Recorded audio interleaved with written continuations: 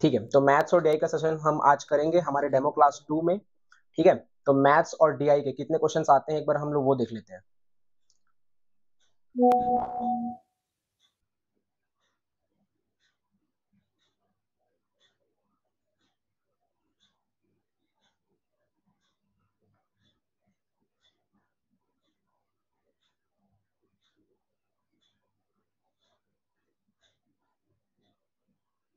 ठीक है,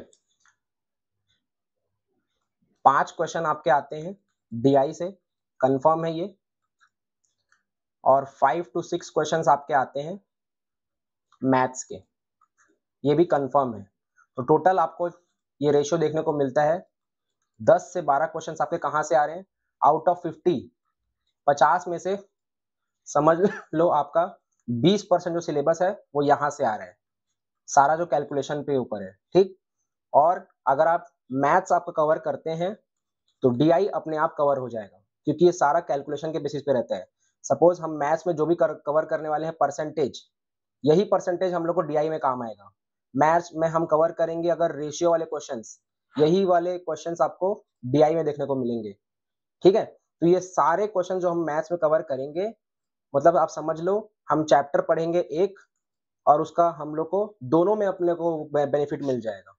ठीक है, तो बड़े ध्यान से हम ये क्वेश्चन करने वाले हैं और इस पे इस बार हमारा ज्यादा फोकस रहेगा, क्योंकि ज्यादा से ज्यादा क्वेश्चन आपको यहीं से देखने को मिलते हैं। ठीक, अब दिसंबर 2024 का, पिछले साल जो ये पेपर हुआ था सेशन, इसके पहले वाला जून के पहले वाला दिसंबर 2024 का, ठीक, उसका एक क्वेश्चन आप सभी के सामने है। ठीक है, इस क्वेश्चन को एक बार ध्यान से देखते हैं कि इसमें क्या पूछा गया था। इसमें बहुत सारे लोगों ने गलती की है। ठीक, इस क्वेश्चन को ध्यान से पढ़ते हैं। क्या लिखा हुआ है, a man gets annual salary of ₹9 lakh. ठीक, कोई भी इंसान है उसकी इनकम कितनी है, 9 लाख। ठीक, अब आपसे क्या बोला गया है, हिज एक्सपेंडिचर, कितना वो खर्चा करता है, उसका एक्सपेंस हो गया, कितना वो खर्चा कर रहा है, एंड सेविंग्स, खर्चा करने के बाद उसके पास कितना बच रहा है, वो हो गया हमारा सेविंग्स। ये दोनों एक्सपेंसेस और सेविंग्स, कितना खर्चा कर रहा है और कितना बच रहा है, ये हमारे किस रेशियो में है, 5:1। ठीक, ये आपको दिया गया है। अब पूछा गया है what is his average savings per month, मतलब हर महीने में वो कितना पैसा को बचा पा रहा है। ठीक, सभी को ये क्वेश्चन समझ में आया, थम्स अप कर दो, सभी क्वेश्चन समझ में आया ये वाला। ठीक, अब ध्यान से देखना, जो भी हमारा इनकम होता है, ठीक, जो भी हमारी आयकर होती है, इनकम होता है, वो आपका दो चीजों से मिलकर बनता है, कितना आपने खर्च किया, एक्सपेंडिचर या फिर एक्सपेंसेस, और कितना आपने पैसा बचाया। ठीक है, यही दोनों मिलकर बनता है, तो ये इसका अपना फॉर्मूला बन गया। ठीक, जो भी आप पैसा कमा रहे हैं उसमें से जितना खर्च करते हैं, उसके बाद जो बचता है वो आपका सेविंग्स हो जाता है।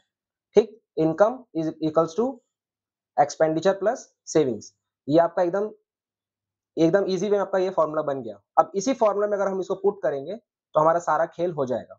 ठीक, अब देखो आपका एक्सपेंडिचर और सेविंग्स किस रेशियो में है, 5:1, 5:1 रेशियो में है ये। ठीक है, तो हम क्या लेंगे, एक्सपेंडिचर जो यहाँ पे दिया हुआ है इसको 5 की बजाय हम लेंगे यहाँ पे 5x, सेविंग्स जो यहाँ पर 1 है तो इसको हम लेंगे 1x, या फिर मैं इसको x लिख सकता हूँ। ठीक, अब आप मुझे बताओ, अगर मेरा एक्सपेंडिचर 5x है, इसके साथ अगर मैं सेविंग्स को जोड़ देता हूं जो मेरा x है, टोटल इनकम मेरी कितनी आएगी, टोटल इनकम कितनी होगी मेरी, रेस्पॉन्ड करो कोई भी, आप माइक अनम्यूट करके भी बोल सकते हैं या फिर चैट में भी बोल सकते हैं। चलिए सभी बताइए मुझे,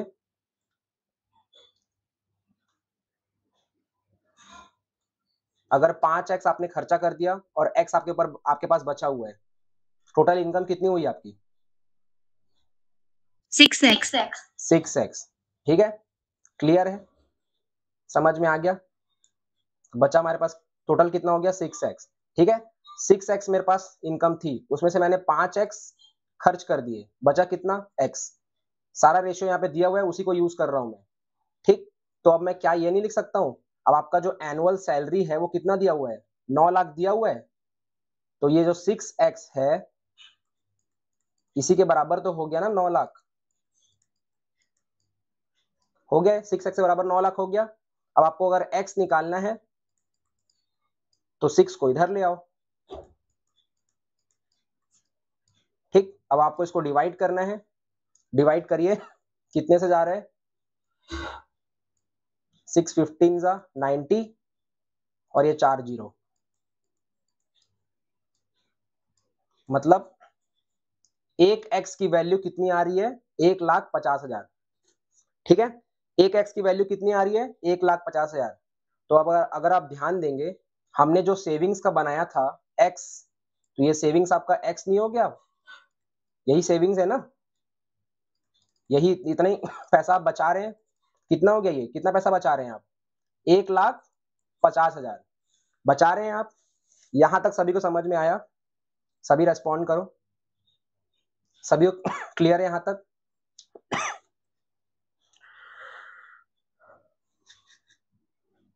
क्लियर है, मेरा सेविंग्स 1,50,000 कितना कैसे आ रहा है, सभी को समझ में आ रहा है ये।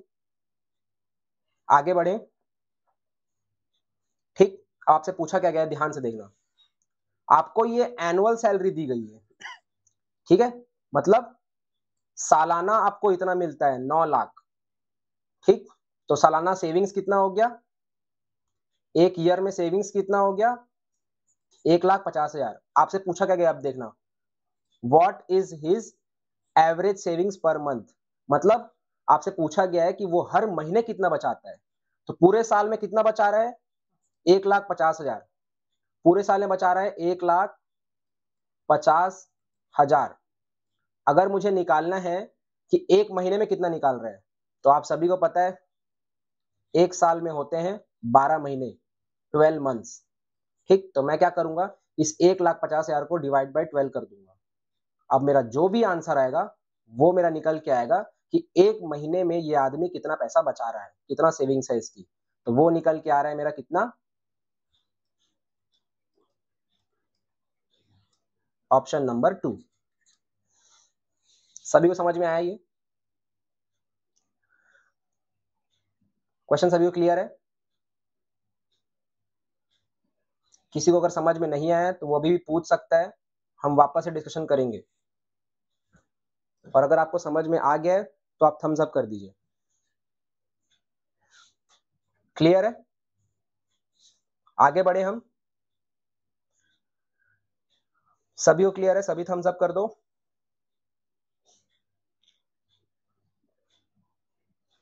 ठीक है, तो ये क्वेश्चन आप सभी को क्लियर हो गया। अब ये अभी रिसेंटली आया हुआ है, ठीक है, ऐसे क्वेश्चंस बनते हैं आपके, इनकम और सेविंग से क्वेश्चंस आते ही आते हैं, कंफर्म है, 90 to 100% से क्वेश्चन एक आपको देखने को मिलेगा ही मिलेगा, और सेम ऐसे पैटर्न में आएगा आपसे, आपको दिया रहेगा एक्सपेंडिचर और आपको निकालना पड़ेगा इनकम, आपको दिया रहेगा सेविंग्स, आपको निकालना पड़ेगा इनकम, ऐसा कुछ। ठीक, अब सितंबर 2024 का क्वेश्चन पेपर है ये, ठीक, सितंबर 2024 का, जो अपना एक कैंसल हुआ था पेपर, जो ऑफलाइन हुआ था, उसके बाद जो ऑनलाइन हुआ था, वो पेपर है ये। ठीक, अब इसमें ऐसे वाले क्वेश्चंस आपको बहुत देखने को मिलते हैं, ठीक है, नंबर नंबर रहता है और आपसे पूछा जाता है कि उसका अगला वाला जो है वो नंबर क्या होगा। ठीक है, चलो सभी गैस करो कि यहाँ पर क्या पैटर्न आपको देखने को मिल रहा है, फिर मैं बताऊंगा आपको। 48 के बाद 24 आया, 24 के बाद 72 आया, 72 के बाद 36 आया, उसके बाद 108 आया, अब नेक्स्ट नंबर क्या होगा, सभी अपना इंटेलिजेंट गैस मारो, फिर हम इसको डिस्कस करेंगे।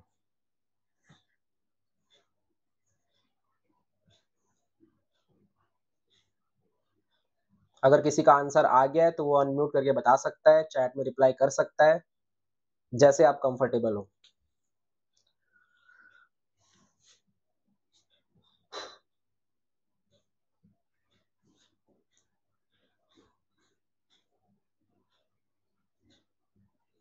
आया किसी का आंसर,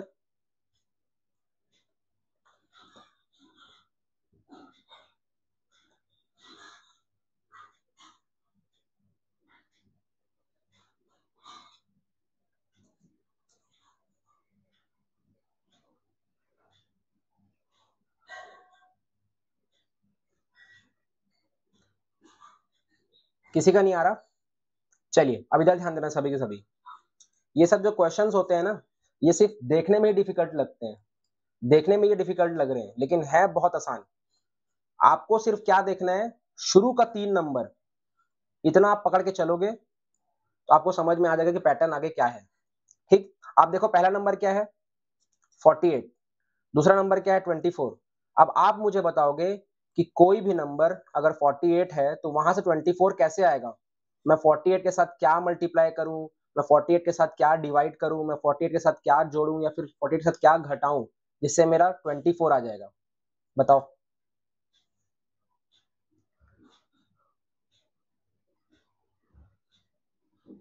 पहले नंबर में आंसर छुपा हुआ है, और इसमें भी बहुत सारे लोगों ने गलती की है।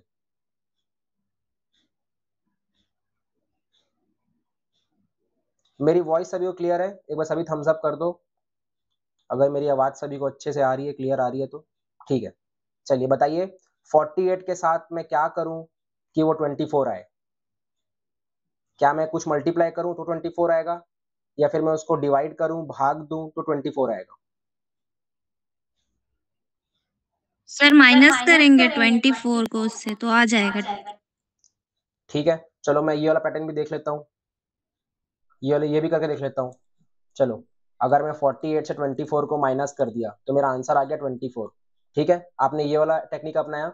अब दूसरा नंबर आगे क्या है, 72। तो क्या मैं 72 को भी माइनस करूंगा, क्योंकि सेम नंबर माइनस करेंगे ना आप सभी से। अगर आप यहाँ पे 24 हटा रहे हैं, यहाँ से भी 24 हटाएंगे आप। चलो मैं यहाँ पे 24 को हटाता हूँ, क्या आंसर आएगा? क्या यहाँ पे 48 है? नहीं है, वहां पे 36 है। ऐसा कुछ सोचो कि 48 से 24 आ जाए, और नेक्स्ट वाला नंबर हमारा क्या है, 72, 72 से 36 आ जाए। ऐसा हम क्या करेंगे कि 48 से 24 आ जाए, 72 से 36 आ जाए? क्या मल्टीप्लाई करूं, क्या डिवाइड करूं, बताओ। आगे का पैटर्न भी देखना है ना अपने को।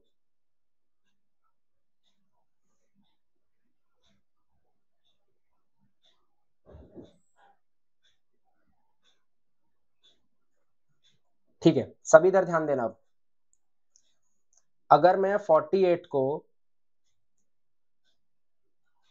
डिवाइड बाय 2 कर दूं तो क्या आंसर आएगा? क्या आंसर आएगा?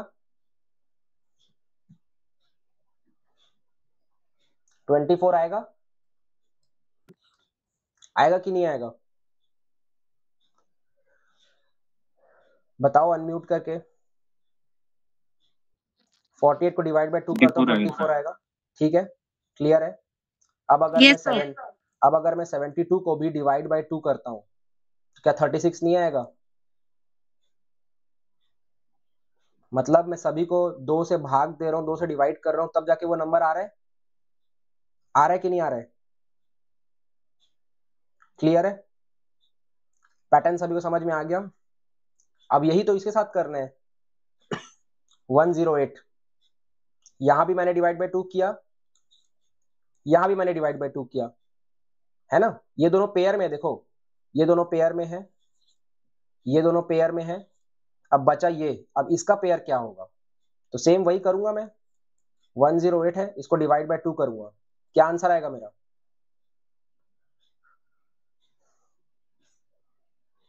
क्या आंसर आएगा? 54। ठीक, अब देखो ये इतना इजी इजी क्वेश्चन है और इसमें आपने इतना टाइम लगाया। ठीक है, और ऐसे ही क्वेश्चन एकदम ज्यादा कुछ डिफिकल्ट नहीं रहता है, आपको सिर्फ एक पैटर्न पकड़ना रहता है और उसमें आपका पूरा खेल हो जाता है। अब एक क्वेश्चन मैं आपको और दे रहा हूं, आप बताना मुझे इसका आंसर क्या है। ठीक है,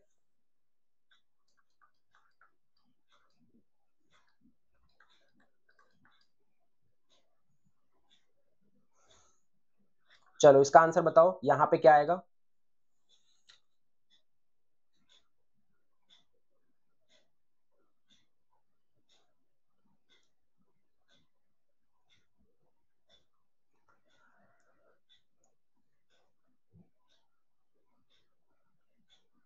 7 के बाद 13 कैसे आया, 13 के बाद क्या आएगा, फिर 25 के बाद 31 कैसे आया।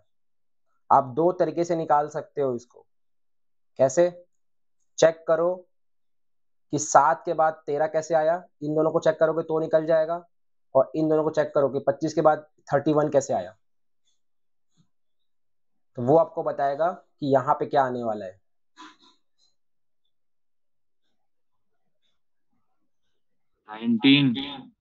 19, ठीक है, वेरी गुड। 19 क्यों आ रहा है, एक्सप्लेन कर सकते हो आप? 19 क्यों आ रहा है? सब में 6 प्लस करेंगे, सब में 6 प्लस करेंगे। ठीक है, अब 7 है, 7 प्लस 6 किया मैंने, 13 आ गया। 13 है, 13 के और 6 जोड़ा, 19 आया। अब 19 के साथ और 6 जोड़ा, 25 आ गया। 25 के साथ और 6 जोड़ा तो 31 आ गया। ठीक, तो ये मेरा हो गया आंसर। अब देखो, ऐसे सिंपल सिंपल क्वेश्चन आपको देखने को मिलते हैं और हम उसको गलती करके आ जाते हैं। फोकट के नंबर है एकदम। मैथ्स और डीआई में आपको सिर्फ मैथ्स पढ़ने हैं अच्छे से, आप एक साथ 10-12 क्वेश्चन ऐसे टैकल कर ले जाओगे। ठीक है, चलो अब हम डीआई क्वेश्चन करेंगे, जिसको देख के ही सब घबरा जाते हैं। ठीक है, और ये इस बार का पेपर में आया हुआ है, करंट, अभी जो 2 महीने पहले जो पेपर हुआ है, 3 महीने पहले जो पेपर हुआ है, ये उसका क्वेश्चन पेपर है। और इस बार हमने देखा है कि बहुत सारे लोगों ने डीआई में गलती की है, अटेम्प्ट ही नहीं किया ठीक से। ठीक है, अब यहां पे देखना कि ऐसे क्वेश्चंस आपको कैसे करने को मिलते हैं।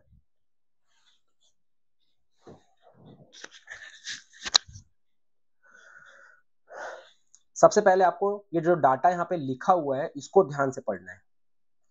ठीक है, यहाँ पे क्या लिखा हुआ है देखो, the table shows data of demand, number of applications received and intake, available seats in 5 colleges. मतलब ये क्या कह रहा है सीधे सीधे, कितने एप्लीकेशंस आए।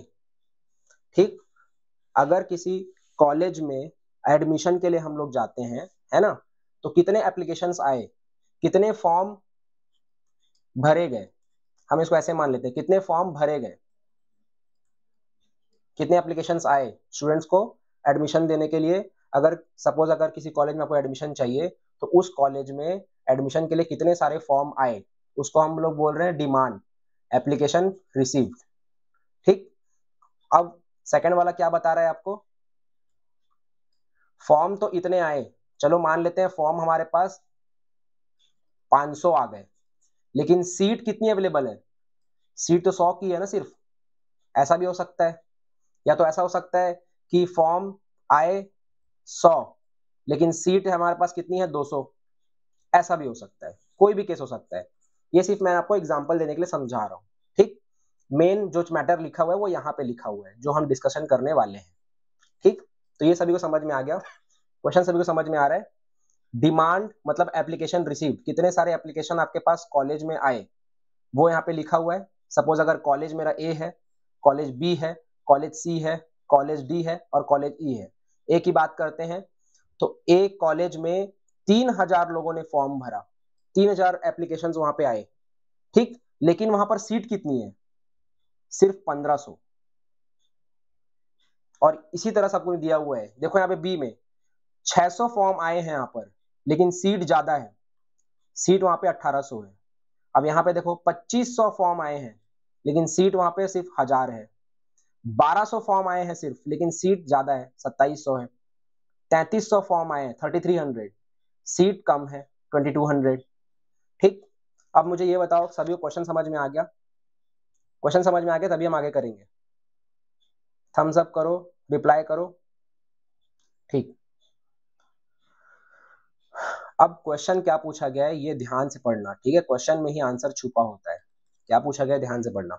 The demand for college B, क्या बोला गया है, डिमांड कॉलेज बी का, इसको साइड कर लेते हैं हम। डिमांड बोला गया है कॉलेज बी का, डिमांड कॉलेज बी का मतलब ये वाला, तो मैं इसको साइड में लिख लेता हूँ। कितना दिया हुआ है, 600 दिया हुआ है, इसको 600 को यहाँ लिख लेते हैं। ये कॉलेज बी का डिमांड है, मतलब जो भी हमारे एप्लीकेशंस आए, कॉलेज बी से 600 एप्लीकेशन आए हैं समझ लो। Is approximately what percent of demand for college C. Demand for college C देख लेते हैं हम। कॉलेज सी का कितना है 2500, ठीक। तो कॉलेज बी में समझ लो 600 फॉर्म आए हैं, 600 एप्लीकेशंस रिसीव हुए हैं, और कॉलेज सी में 2500 एप्लीकेशन आए हैं, 2500 एप्लीकेशन रिसीव हुए हैं, ठीक। ऐसे मान लें। अब क्वेश्चन से क्या पूछा गया है, बोला गया है आपसे कि जो कॉलेज बी है वो अप्रोक्सीमेटली सी का कितना परसेंट है, जो कॉलेज बी है वो सी का कितना परसेंट है, सी का कितना परसेंट है, यही पूछा गया आपसे।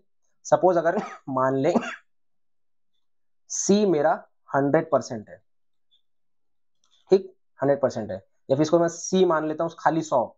अगर सी है मेरा 100 एप्लीकेशन आए, तो पूछा जा रहा है कि उसमें से उस 100 में से बी कितना है, या तो बी होगा 10, या तो 20 होगा, या तो 50 होगा, या 60 होगा, कोई भी नंबर होगा, लेकिन सी से छोटा होगा, सी से छोटा होगा, ठीक। यही आपको यहाँ पे बताना है, यही आपसे पूछ रहा है कि ये जो 600 आपको दिख रहा है, ये जो 600 आपको दिख रहा है, ठीक है, ये 2500 का कितना परसेंट है, ठीक है। तो ऐसे क्वेश्चन आपको देखने को मिलते हैं, तो हमें इतना ध्यान रखना है कि जो सब शुरू में होता है वो होता है, उसको लिखना पड़ता है हमको ऊपर। पूछा गया डिमांड फॉर कॉलेज बी, तो कॉलेज बी को आप पहले लिखेंगे, और इसका कितना परसेंट, सी का कितना परसेंट, जो पीछे लिखा रहता है उसको हम नीचे लिखते हैं, ठीक है। और ऐसे काम करता है, और जो भी आया मल्टीप्लाइड बाय हम 100 कर देते हैं, ठीक। अब सेम यही करना है, 600 है मेरा बी, सी मेरा कितना है 2500, और मल्टीप्लाइड बाय 100, ठीक है। ये मेरा फॉर्मूला है। चलो इसको कैलकुलेट करो कितना आ रहा है, तो मैं देखूंगा कि ये 2 जीरो से मेरा 2 जीरो कट जाएगा, ठीक। तो 25 को मैं डिवाइड करता हूं, कितना आ रहा है 24%। 24%, ठीक है, निकल के आ गया सभी का, ठीक है। ये इस बार क्वेश्चन था जिसमें बहुत सारे लोगों ने गलती की है, ठीक है। तो ये आपको कॉन्सेप्ट समझ में अगर आपको आ रहा है तो आप बहुत ही इजीली इसको कर पाओगे। क्लियर है?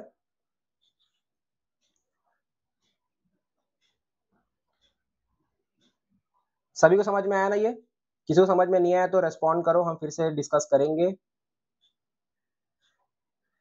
ठीक।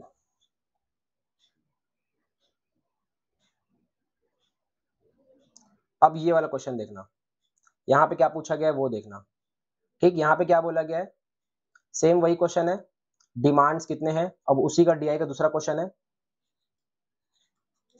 क्या बोला गया है, what is the ratio of number of colleges having more demand than available seats to those having more available seats than demand. मतलब आपसे पूछा गया है यहाँ पर, अगर आप देखोगे हमको रेशियो पता करना है। रेशियो कहाँ पे, दो जगह का रेशियो पता करना है, जहां पे आपका जो डिमांड है, जो आपका एप्लीकेशन आया है वो टोटल सीट्स कितनी है उससे ज्यादा है, ठीक है, एक वैसा। और किसके साथ रेशियो, ऐसी जगह पे जहां पे सीट्स ज्यादा है लेकिन डिमांड कम है, ठीक है।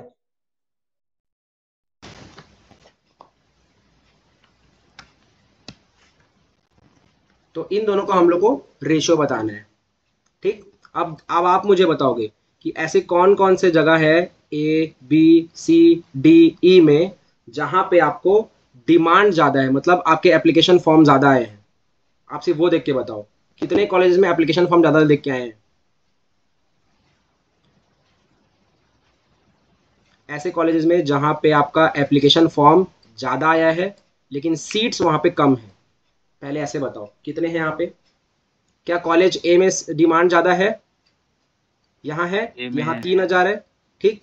ये मेरा हो गया एक। Yes sir. अब उसके बाद देखेंगे बी में तो एप्लीकेशंस कम है, सीट ज्यादा है, ठीक है। अब देखो सी में भी हमारा एप्लीकेशन ज्यादा है और ई में भी ज्यादा है, तो कितने हो गए, 1 तीन। 2 और 3, तो मैं इसको 3 यहां लिख देता हूं। ठीक, अब इस साइड क्या है, ऐसे कौन कौन सी जगह है जहां पर सीट ज्यादा है लेकिन आपका डिमांड कम है, मतलब आपका सीट ज्यादा है लेकिन फॉर्म वहां पे कम भरे गए हैं। तो देखो यहाँ पे जो ये जो 3 कर लिए, जो बचा कौन सा, ये 2 बचा अपना, ये ज्यादा है यहाँ पे सीट, तो यहाँ पे मैंने 2 लिख दिया और यही आपका आंसर हो गया 3:2। समझ में आया सभी को, ये क्वेश्चन सभी को समझ में आया? कितना आसान था, देखो कितना आसान था, इजी था क्वेश्चन एकदम, आपको कुछ पेन वेन चलाना ही नहीं था इसमें, एकदम डायरेक्टली आप देखते और काम हो जाता आपका। क्लियर है?